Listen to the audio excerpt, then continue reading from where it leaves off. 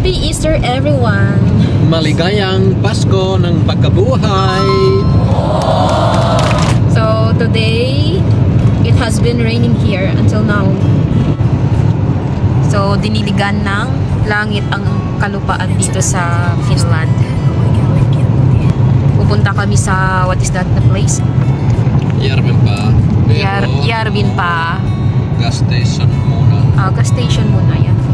Na yun. Kasi may bibilhin siyang pavilion. Diesel. Hindi, sa... Para sa kotse. I mean, in Järvenpää. Pavilion. Pavilion, yeah. So, finally here in Järvenpää. So, hinahanap namin yung Tokmanni store kung saan. Hindi namin alam the exact location. So, we are using Waze.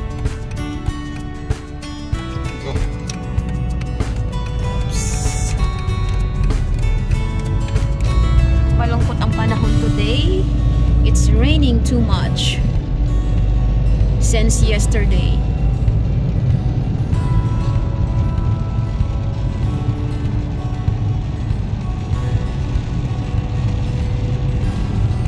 Tokmanni sa kanan. Kanan. Finally! Nakikita mo ba? Yeah, we found it. There, Tokmanni. Kung saan mura yung pavilion. Summer pavilion na bibilhin niya. Hindi mura. You said mura. 200 at saka siyam na euro. 249. Finally here, maghahanap lang kami ng parking area sa pwedeng i-park. Dito. Okay. Malakas pa rin yung ulan, guys.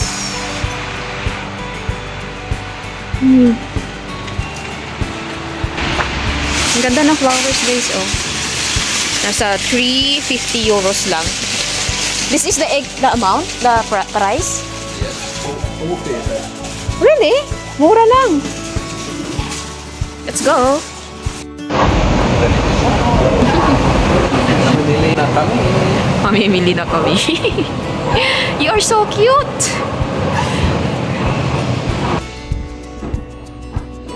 Actually, yung gusto ko ay itong kulay, but ito yung gusto niya para sa akin.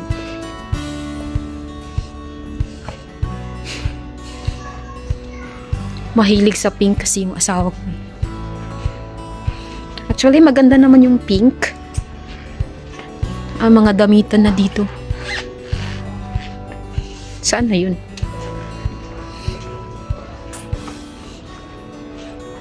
Nandun pala siya.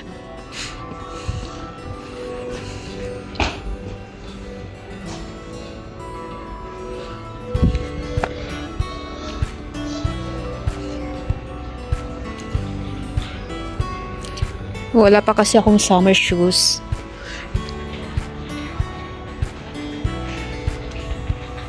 Para sa akin. At binili niya rin to para sa kanya. 20 euro na lang din. Before the price is 39.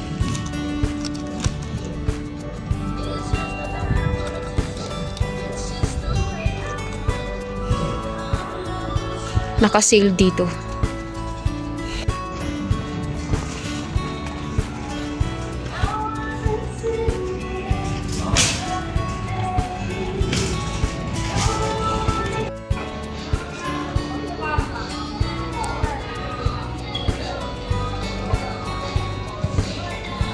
I think it's this one, this truck.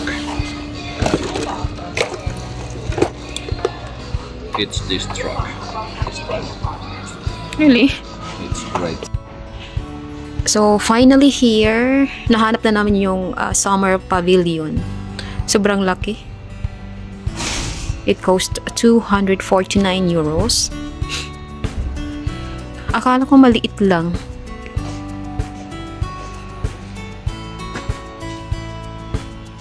I think that is too big, honey. No.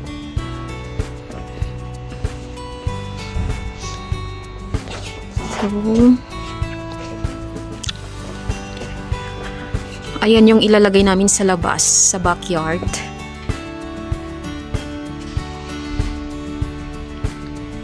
Para kapag uminit or umulan, may masisilungan kami habang nandun kami sa labas.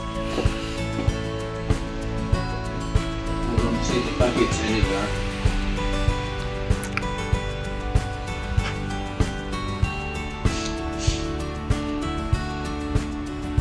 Francavilla. So, the size 3 times 3 meters.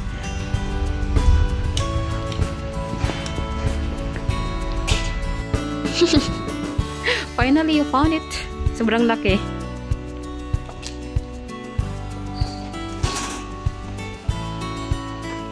What do you think? That fixed to your car? Yeah, we have to push it to the inside with the back. OMG. Somehow. Okay. Let's go home na. No. Bumili din kami ng mga halaman at mga bulaklak. So, the price is here. 29. Mabuti naman at parehas kaming mahilig sa mga halaman at mga bulaklak. Actually, nagpaplano na kaming magtanim sa backyard namin. Ang daming mga halaman dito guys, mga flowers oh. Nasa 5 euros. Ang gaganda nila at may iba't ibang kulay. May orange, white, pink, red, and yellow.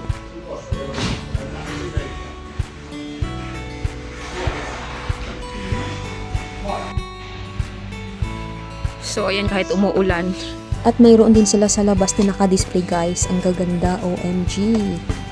Ang gaganda ng mga kulay. Gustong gusto ko yung kulay violet, pink, and yellow.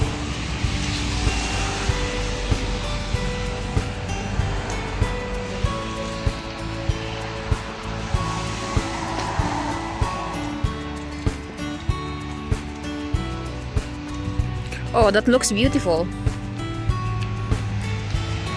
Here up oh.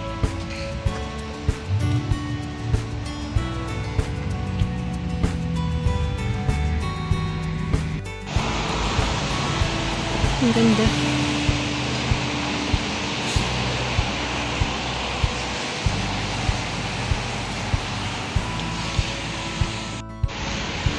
So, ayun yung pinili niya, yung dalawang pink.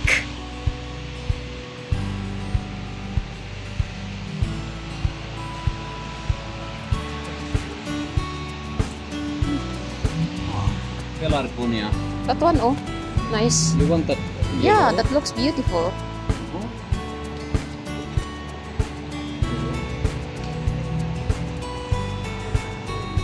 Is this okay for you? Yeah. You don't like yellow? I like yellow. And also pink, red.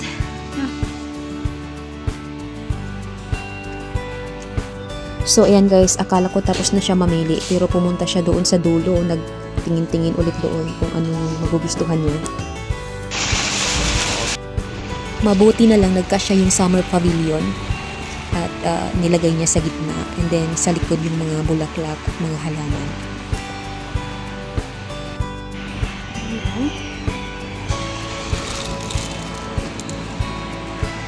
Okay. This is gomamela.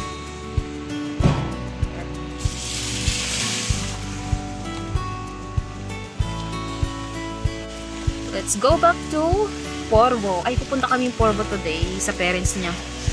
Kasi in-invite kami mag-lunch doon. Let's go. OMG guys, it's raining too hard here.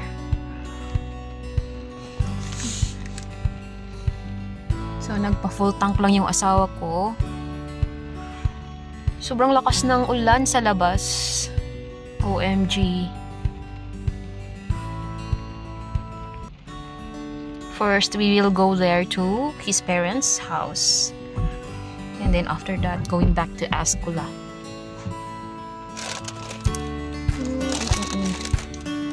Ang ganda ng gumamela. Gustong-gusto niya ng gumamela.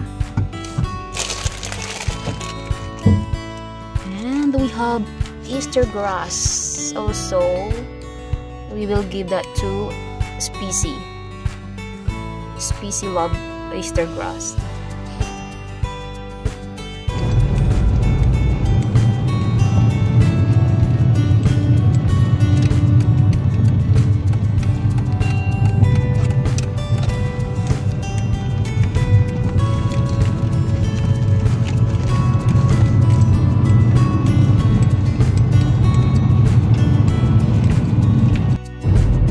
So ayan guys, medyo huminto na yung ulan at malapit na kami sa bahay ng parents niya.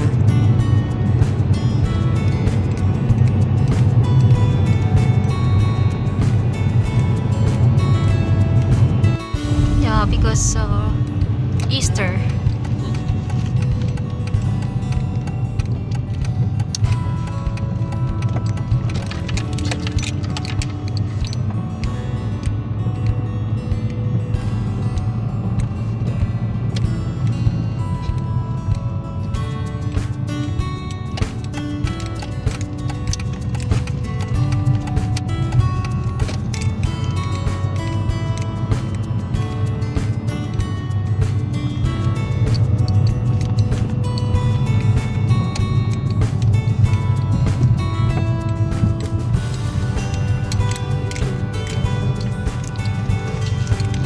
Finally here. Look, honey, there to the grass. Oh yeah, wow. It looks so beautiful. Wildflowers on the grass. Ang dami nila oh.